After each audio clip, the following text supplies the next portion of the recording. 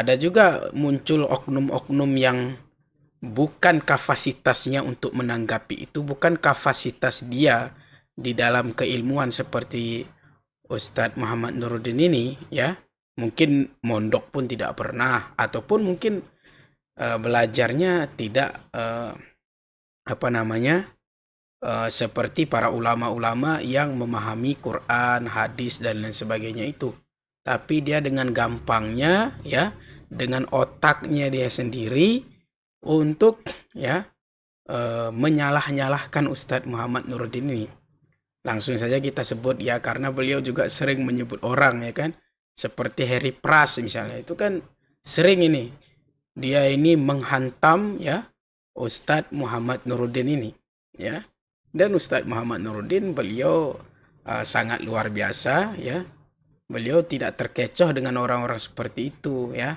Karena insya Allah Ustadz Muhammad Nuruddin ini tahu, ya, mengerti, menyikapi hal-hal seperti itu, ya. Mana yang penting, mana yang kurang penting, mana yang perlu ditanggapi, mana yang istilahnya buang-buang waktu saja untuk menanggapi itu.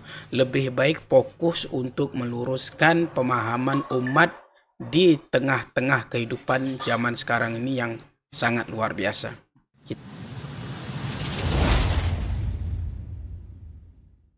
Assalamualaikum warahmatullahi wabarakatuh. Jumpa lagi kita di channel Sahdari Official, channel yang berkah dunia akhirat insyaallah, amin ya rabbal alamin. Kali ini kita akan mereaksi, ya, video dari Ustadz Nuruddin yang menanggapi bahwa orang awam itu tidak boleh bermadzhab, dengan alasan yang boleh bermadzhab itu justru orang-orang berilmu. Disinilah kita bagaimana kok bisa ada orang berpendapat bahwa orang-orang yang tidak punya ilmu tidak boleh bermadzhab.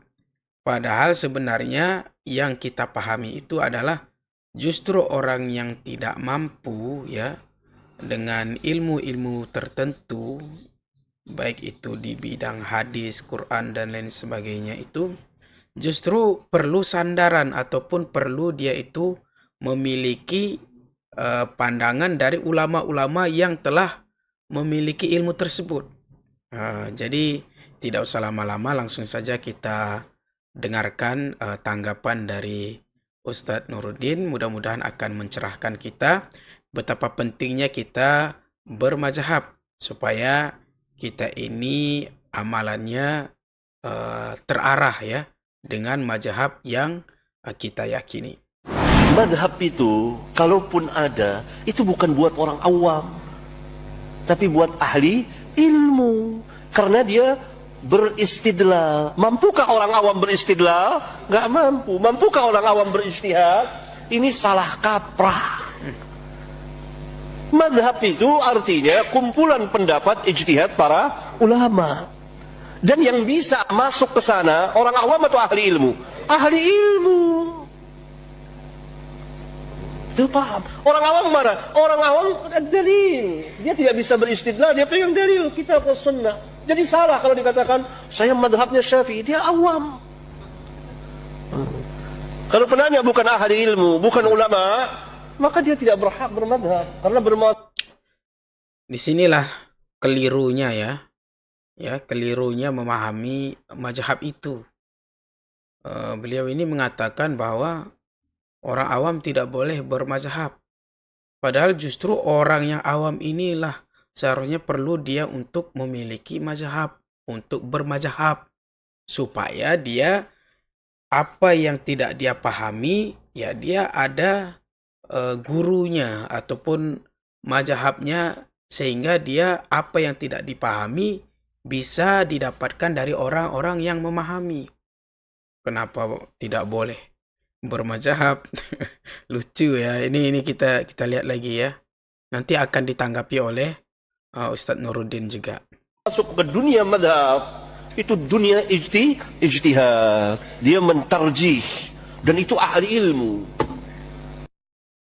Bismillahirrahmanirrahim. Assalamualaikum warahmatullahi wabarakatuh. Saudara-saudaraku semuanya, semoga Anda senantiasa diberikan kesehatan oleh Allah Subhanahu wa taala. Apa yang saya sampaikan terkait kritik terhadap mazhab Salafi jangan dianggap sebagai upaya untuk memecah belah umat. Justru yang suka memecah belah, yang gampang mengkafirkan, menyesatkan, membid'ah-bid'ahkan itu adalah mereka. Karena mereka sering menyesatkan kita, menyesatkan mazhab Asy'ari, menyesatkan akidahnya, menyesatkan para ulama, maka kita perlu meluruskan. Jadi ini bagian dari meluruskan sesuatu yang keliru. Seandainya orang Salafi ini diam, tidak begitu frontal dalam menyalahkan para ulama kita, mengakui kesahihan mazhab, tidak gampang menyesatkan kecuali dengan dalil-dalil yang kokoh, tidak mencaci maki orang yang berbeda pandangan. Niscaya kita semua akan bergandengan tangan. Tapi kenyataannya sebaliknya. Mereka ini seringkali menyebarkan ajaran-ajaran seolah-olah mereka ini pengikut salaf, yang lainnya tidak. Makanya kita perlu meluruskan, ya. Dan jangan marah kalau diluruskan. Kalau tidak setuju, cukup dibantah dengan dalil, referensi, dan argumentasi saja. Kali ini saya ingin mengulas dan memberikan bantahan atas satu pandangan yang cukup sering kita jumpai dari kalangan mereka. Suka ada tuh orang-orang yang mempertentangkan antara mazhab dengan Al-Quran Sunnah. Kamu milih mazhab apa milih Al-Quran? Milih Syafi'i atau milih Al-Quran? Kamu milih dalil atau ulama? Suka ada yang bilang begitu kan. Mempertentangkan seolah-olah kalau orang bermazhab itu nggak mengikuti Al-Quran dan Sunnah. Mau milih ulama atau milih Al-Quran dan Sunnah? Al-Quran dan Sunnah itu maksum, terjaga dari kesalahan. Ulama itu bisa salah. Suka kan Anda menyimak orang berpandangan semacam itu? Dalam fikih ada mazhab Syafi'i, ada mazhab Hanafi, ada Maliki, ada Hambali. Dalam akidah ada mazhab Asy'ari, ada mazhab Maturidi misalnya. Ngapain bermazhab-mazhab dalam akidah? Kita ikuti Al-Quran dan Sunnah aja. Milih mana? Al-Quran apa ulama? Al-Quran dari Allah, ulama itu manusia, bisa salah. Nah, ini cara berpikir yang sebetulnya sangat gampang untuk dibantah. Saudara-saudara sekalian, mazhab itu adalah jalan kita memahami Al-Quran dan Sunnah Nabi Muhammad Sallallahu Alaihi Wasallam. Ulama yang bermazhab itu sadar betul bahwa mazhab yang mereka ikuti itu di dalamnya ada orang-orang yang pemahaman lebih mendalam dalam melihat Al-Quran dan Sunnah. Pemahaman mereka lebih mendalam.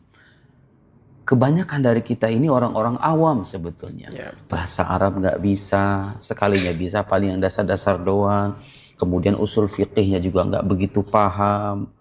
Apalagi kaidah-kaidah fikih, akidahnya, balaghahnya, mantiqnya. Jadi untuk memahami Al-Quran itu nggak cukup hanya dengan membuka mushaf, kemudian berfatwa ini halal, ini haram, ini bid'ah, ini bukan. Nggak bisa begitu saudara. Harus melalui kaidah-kaidah keilmuan, dan itu orang perlu belajar puluhan tahun. Ulama-ulama yang tergolong mujtahid, ada mujtahid mutlak begitu ya, itu bukan orang-orang sembarangan. Itu orang-orang yang kapasitas keilmuannya jauh di atas kita.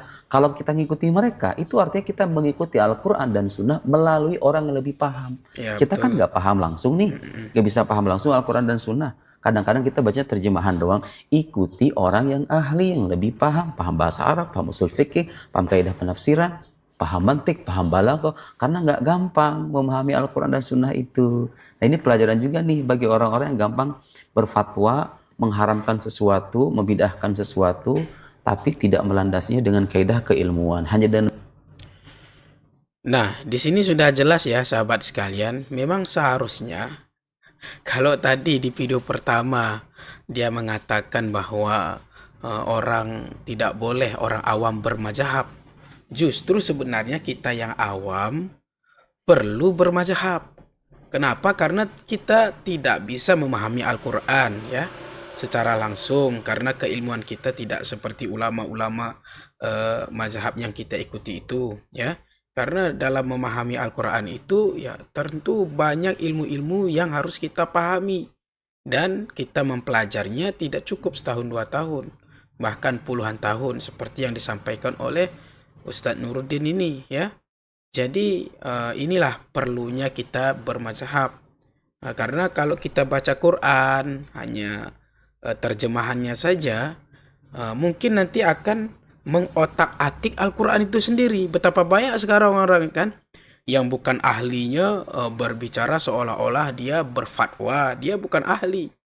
Ini kan Ustadz Muhammad Nuruddin ini, ketika beliau mulai eksis untuk menjelaskan ya hal-hal yang mungkin tidak sependapat dengan yang dikatakan Wahabi atau Salafi itu, ya.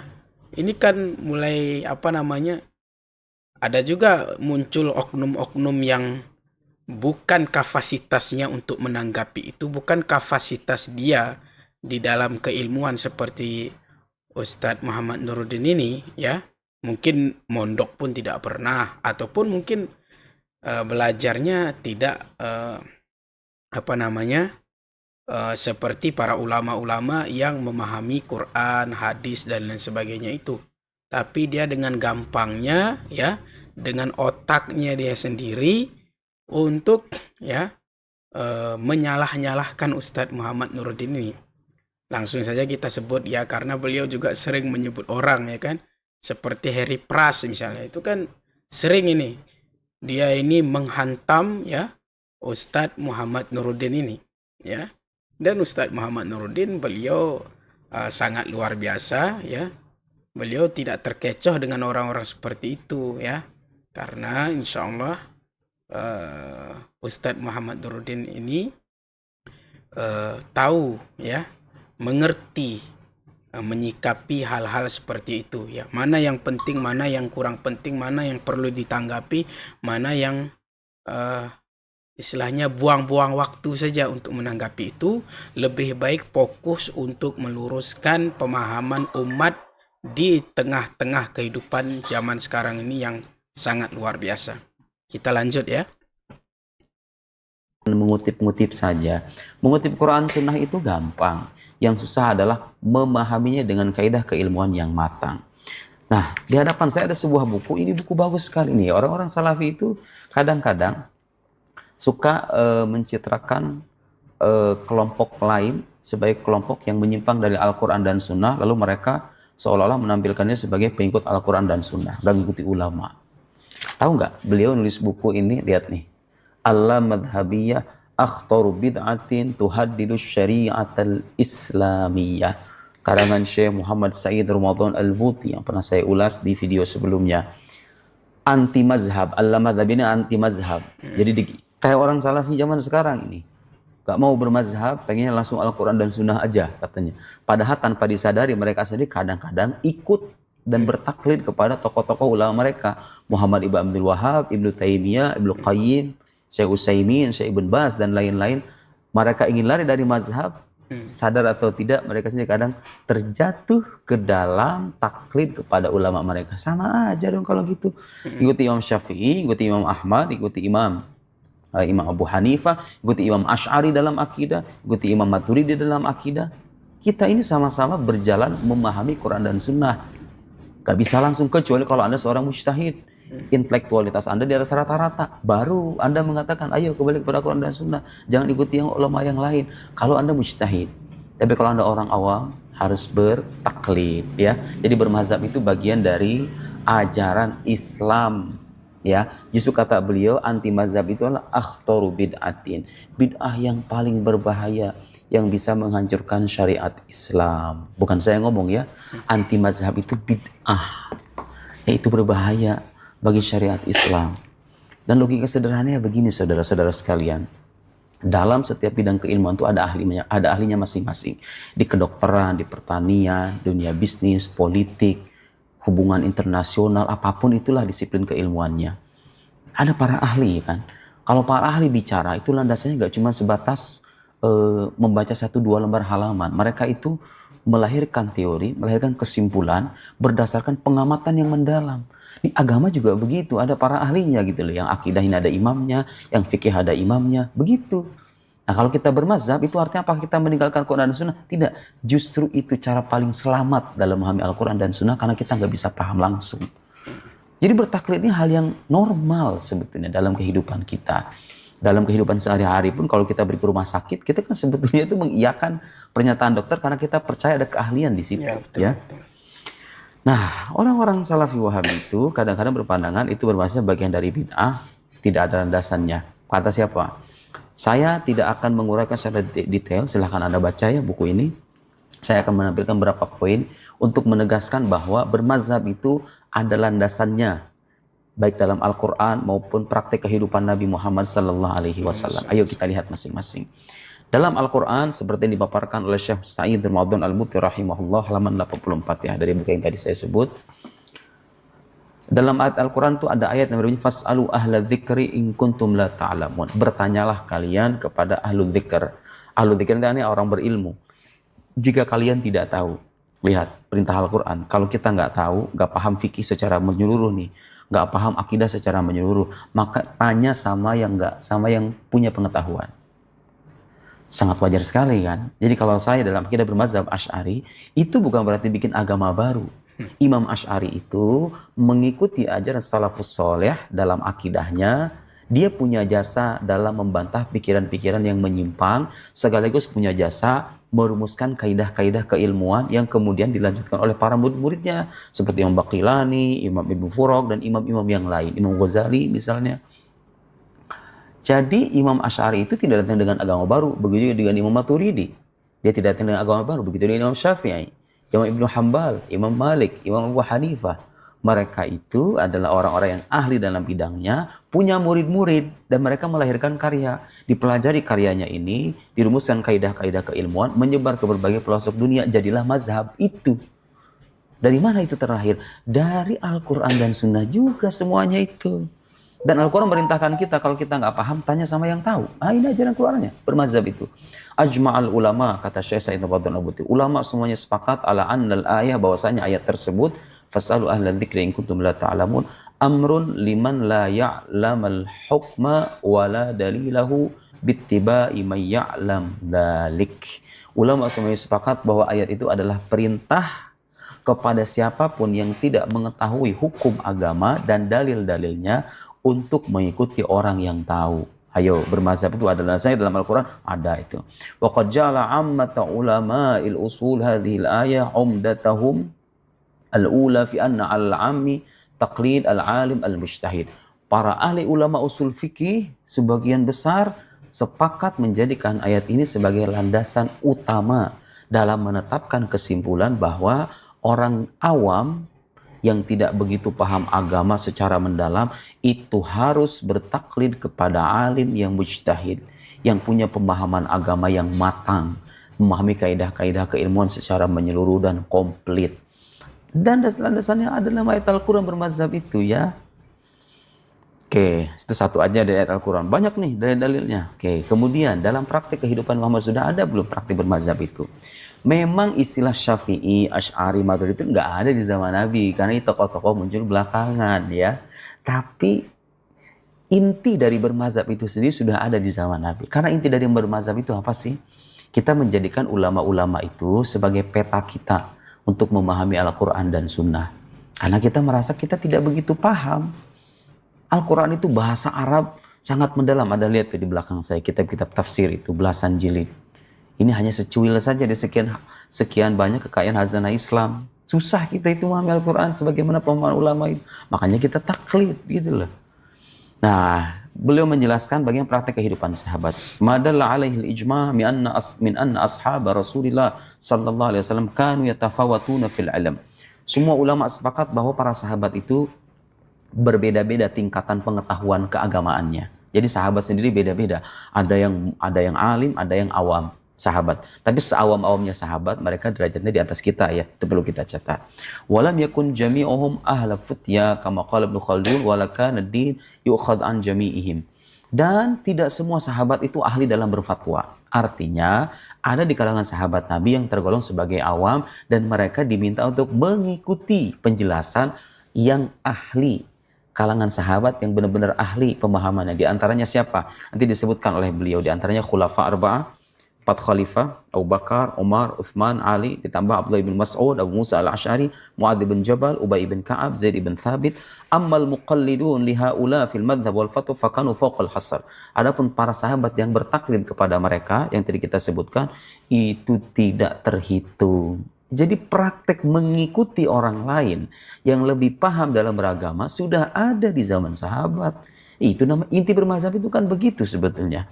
Kita mengikuti orang yang lebih paham dalam agama karena kita lebih percaya dengan keilmuan mereka.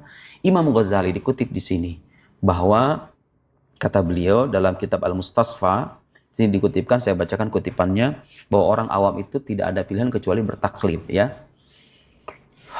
Ahaduhuma ijma'us sahaba fa innahum kanu yuftuna al-awam wa la ya'murunahum bi nahi darajatil ijtihad wa dhalika ma'lum 'ala ad-darurah wa tawatur min ulama wa awaim.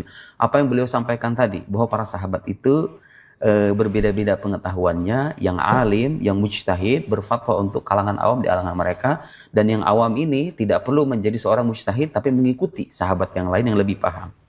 Al-Amidi juga mengatakan hal yang sama, ini ulama besar Al-Amidi. Wa ammal ijma' fa huwa annahu lam tazal al-'amma fi zaman as-sahaba wat tabi'in qabla huduth al-mukhalifin yastaftuna al-mujtahidin wa yattabi'unahum fi al-ahkam asy-syar'iyyah. Kalangan awam dari sahabat itu senantiasa meminta fatwa dari kalangan sahabat yang mujtahid, yang lebih alim, yang lebih paham agama, dan mengikuti ketetapan-ketetapan mereka. Jadi, kalau dibilang bermazhab itu nggak ada landasannya dalam Al-Quran dan Sunnah, itu dari mana ya? Kita berhak bertanya loh. Itu landasan Anda yang mengatakan tidak perlu bermazhab, kemudian tidak perlu ikuti ulama. Itu landasannya dari mana? Ini Al-Quran, praktik kehidupan sahabat, terjadi. Kemudian ada kutipan dari Imam Syatibi, fatawal mujtahidin binisbati ilal awam kal adillati syar'iyyati binisbati ilal mujtahidin. Fatwa-fatwa para ulama mujtahid seperti Imam Syafi'i, Imam Hanafi, dalam akidah Imam Asy'ari, Imam Maturidi, itu seperti dalil-dalil syar'i bagi fatwa-fatwa orang alim, orang mujtahid bagi orang awam, bagi kita nih. Kalau ada penjelasan Imam Asy'ari, Imam Baqillani, Imam Al-Ghazali, Imam Hanafi, Imam Abu Hanifah, Imam Syafi'i, Imam Malik misalnya. Itu fatwa-fatwa mereka itu bagi kita itu seperti teks syariat, seperti dalil-dalil syariat bagi seorang mujtahid, bagi para mujtahid. Artinya ketika kita mengikuti imam-imam itu, kita itu pada hakikatnya mengikuti Al-Quran dan Sunnah. Setelah mereka ramu tuh, mereka itu baca Quran dan Sunnah tidak seperti kita, saudara. Kadang-kadang perlu pakai Google, lupa hadis ini, baru hafal satu hadis udah lupa hadis yang lain. Mereka itu nggak begitu, kecerdasannya, intelektualitasnya, ketakwaannya, ya, kesalehannya dalam beragama. Jadi pemahaman mereka itu kita ambil karena merujuk pada Al-Quran dan Sunnah. Karena itu jangan Anda terkecoh dengan pilihan, ayo milih mana, bermazhab atau ikuti Al-Quran dan Sunnah, ngikuti ulama atau ngikuti Nabi, ngikuti dalil atau ngikuti pendapat fulan.